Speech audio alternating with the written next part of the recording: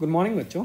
और मुझे पता है कि आप लोग सब परसों एग्ज़ाम लिखने वाले हो on Sunday and I know most of you will be answers, लेकिन believe in yourself and definitely आपका जो भी लेवल ऑफ प्रिपरेशन हो अपना बेस्ट दीजिए। Rest the great nature will take care of. Always have faith in almighty and nature never discriminates. Before I go further, सबसे पहले मैं आपको बताते चलूँ अब एग्ज़ाम से पहले क्या करना है। तो आप IIT कानपुर जो इस बार कंडक्टिंग एजेंसी है उसके क्वेश्चन स्टाइल्स जो पूछने का तरीका है उसके बारे में थोड़ा जान लेते हैं। तो they will be mostly concern with conceptual depth और फार्मूला क्रैमिंग। तो जो बच्चे कॉन्सेप्चुअली चीज़ों को पढ़े हैं तो उनके लिए वो डेफिनेटली एडवांटेज होगा। इन जनरल ये हर एक सब्जेक्ट के लिए लागू है, लेकिन खास के अगर मैं मैथ्स का बात करूँ तो यहाँ पे मेरा मानना है कि कम से कम फार्मूला से आप 90 to 95% पेपर्स को सॉल्व किया जा सकता है। मल्टी कॉन्सेप्ट क्वेश्चंस वो पूछेंगे, जैसे खासकर कैलकुलस और कोऑर्डिनेट ज्योमेट्री को मिक्स करके इंटीजर और मैट्रिक्स मैच टाइप के क्वेश्चन भी काफ़ी कॉमन रहे हैं। अगर आप देखोगे IIT कानपुर द्वारा जो पिछले जे एडवांस के पेपर सेट किए गए थे उसके 2011 का और शायद 17 के सेट किए गए थे, तो इंटीजर और मैट्रिक्स मैच भी आए हैं वहाँ पे। स्पेशली आपको रिवाइज जो कर लेना है formulas, triple cross product, vector cross product, इस वेक्टर्स इन 3D, और ये ऑफ इन कंसेप्चुअल प्रॉब्लम्स यहाँ से आते हैं। डेफिनेट इंटीग्रेशन, थर्ड नंबर पे आएगा कॉम्प्लेक्स नंबर और कोनिक सेक्शन, फोर्थ पे सीक्वेंस सीरीज ऑफ प्रोबेबिलिटी।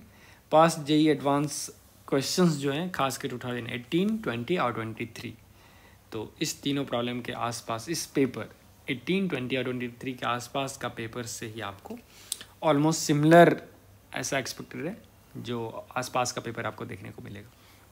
अब मैं एग्जैक्टली आपको एग्जाम के 60 मिनट का स्ट्रेटजी देने वाला हूँ। तो फर्स्ट 5 मिनट में आपको क्विकली स्कैन कर लेना है आपके इस कंप्यूटर स्क्रीन पे और एक कैटेगराइज कर लीजिए लगभग इजी, मीडियम और टफ क्वेश्चन को। अब इजी क्वेश्चन वो है जो आपके ऑलरेडी कोचिंग के मटेरियल्स में दिखा हुआ क्वेश्चन है, तो उसको तो वहीं पे ख़त्म करके सॉल्व कर देना है। फिर आप मीडियम क्वेश्चन पे वापस आइए और टफ क्वेश्चन को you have to avoid unless extra time आपके पास है। तो ये तो 5 मिनट में आप स्क्रीन कर लिए इसको, राइट। इजी क्वेश्चन वो है जो देख के ही आपको लग जाए नहीं इसमें तो मैं एक डिटर्मिनेंट को जीरो करूँगा या फिर फंक्शन का लिवनी जीरो लगाऊंगा डायरेक्टली आ जाएगा। तो उस टाइप के क्वेश्चंस को पहले आप पकड़ के उड़ाइए। नेक्स्ट अब 5 से 30 मिनट्स क्या करना है, 5 मिनट इसमें आपका चले गया ऑलमोस्ट। अब इसमें बहुत बार क्या होगा ना, जो आप बहुत सारे टफ क्वेश्चंस भी आपको ईजी दिखेंगे और ईजी भी टफ क्वेश्चन दिखेंगे, बहुत सारे नहीं दिखेंगे क्योंकि 16-17 क्वेश्चन ही रहेंगे। तो एडवांस में वो सेग्रीगेशन स्किल जो है वो बहुत क्रिस्पी रहता है बहुत बच्चों का, तो आप आराम से सेग्रीगेट कर पाओगे। अब 5 to 30 मिनट्स में लगभग आपको सिंगल कॉन्सेप्ट पे और डायरेक्ट क्वेश्चन पे फोकस करना है, मतलब मल्टीपल कॉन्सेप्ट वाले क्वेश्चंस पे नहीं, क्योंकि वहाँ पे एरर्स का ज़्यादा चांस होगा। स्ट्रिक्ट मान लो सिर्फ मैट्रिक्स से प्योर आया एडजॉइन के प्रॉपर्टी से, उसको कर देना है। सिर्फ कॉम्प्लेक्स नंबर से आया उसको फोकस कर देना है। अब आपको ऑप्शन एलिमिनेशन का भी कॉन्शसनेस रखना होगा। जो आप चाहो तो ऑप्शन एलिमिनेशन से ही जल्दी निकालो, कुछ ऑप्शंस को एलिमिनेट कर लो, ग्राफिकल विजुअलाइजेशन को देखो, कुछ बैक सॉल्विंग टेक्निक भी अपना सकते हो आप एग्जाम के दौरान, ठीक है। और सबसे इंपॉर्टेंट जो बात है, आपको स्टक नहीं होना है। अगर लगभग 2 मिनट से ज़्यादा कोई भी प्रॉब्लम्स पे आपको लग रहा है कॉन्सेप्चुअल थिंकिंग में, तो उसमें ऑटोमेटिकली आपको क्या करना है, आपको वहाँ पे तुरंत अवॉइड कर देना है, ठीक।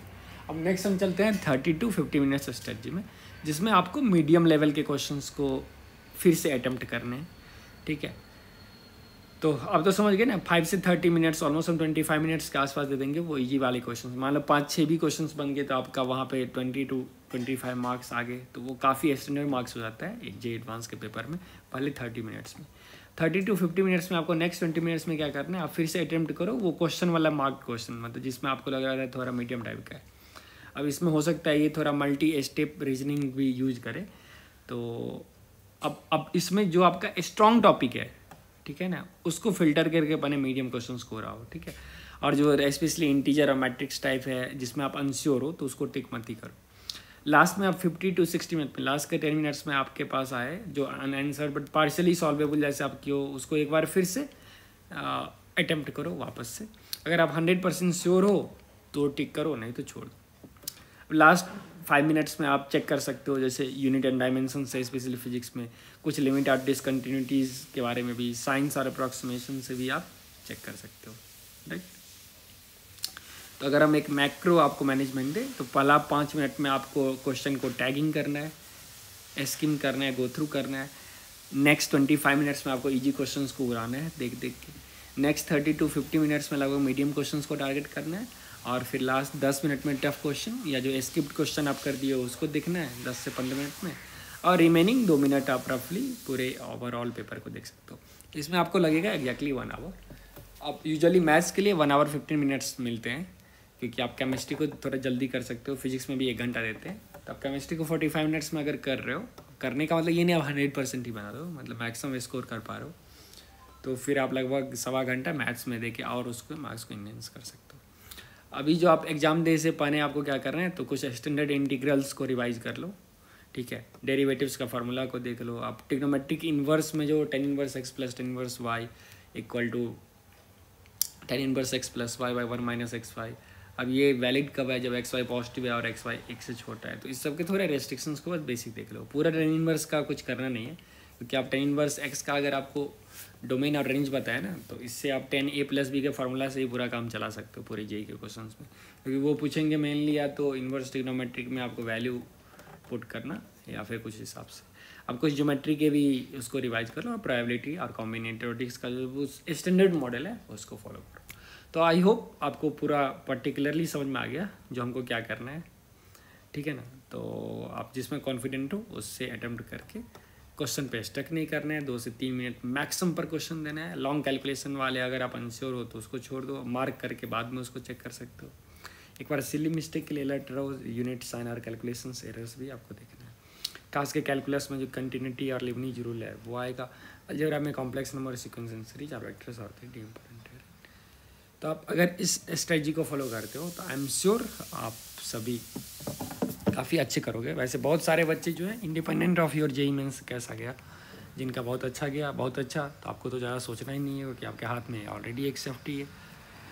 और last but not the list, ये तो एक मैकेनिज़्म है। आप डेफिनेटली आई विश जो भी मेरे वीडियोस को देख रहे हैं या फिर जो नहीं भी देख रहे हैं वो सब एक अच्छे इंजीनियर बने, एक सही राष्ट्र निर्माण के लिए, नेशन बिल्डिंग के लिए काम करे, खुद की ज़िंदगी को भी और अच्छा करे, और ये जो मानव जन्म आपको मिला है, हमको मिला है, सब आदमी मिल के इसे साकार करें और आनंद उठाएं इस एग्जिस्टेंस का।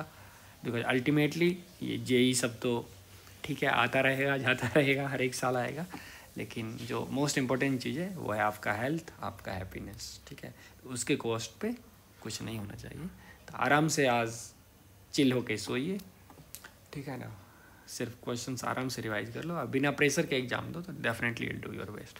और एग्ज़ाम कैसा गया बिल्कुल संडे को आके आप मेरे वीडियो में आके कमेंट करना, ठीक है। एंड आई एम श्योर आप अपने बेस्ट देने वाले हो। And rest nature never discriminates. Nature will pay you back with interest. Thank you. Have a good day.